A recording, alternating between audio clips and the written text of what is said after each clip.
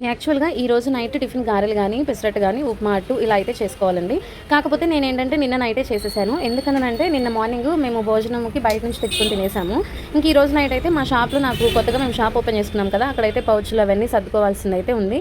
సరే ఎట్లాగో బయటే తినేసి నైట్ స్టే చేసేసుకొని అంటే మార్నింగ్ 4, 5 దాకైనా అలా సర్దేసుకుందాం. లేదంటే 3 వరకు సర్దుకొని ఒక 1 అవర్ నిద్రపోదాము అనన్న లెక్కలో టిఫిన్ బయట చేద్దాము అనుకున్నాను. ఇంక నిన్న నైట్ బయట చేసి, ఇవాళ నైట్ బయట చేసి అసలే మా పిల్లలు నా చేతి వంట తిని మా వారైనా, మా పిల్లలైనా ఒక దగ్గరగా 2, 3 వీక్స్ అయితే అయిపోతుంది. ఇంకా బయట నుంచి తెచ్చి పెడతానంటే కొట్టేస్తారండి నన్నైతే.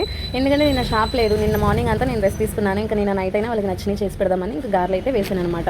ఇంకా గారెలు తిన్నాక టీ పెట్టేసుకొని ఇంకా టీ అయితే తాగాము మా వారు నేను.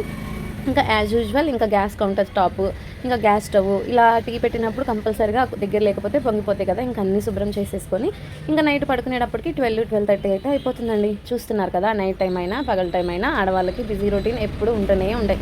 పనులు అనేది మన కోసం వెయిట్ చేస్తూనే ఉంటాయి అనమాట. ఓకే ఫ్రెండ్స్, ఈ మినీ వ్లాగ్ కనుక నచ్చినట్టయితే ప్లీజ్ ఒక చిన్న లైక్ అయితే ఇచ్చేసి ఛానల్ని సబ్స్క్రైబ్ చేసుకోండి. ఓకే ఫ్రెండ్స్, మళ్ళీ మరొక కొత్త వ్లాగ్‌తో వచ్చేస్తా. బాయ్.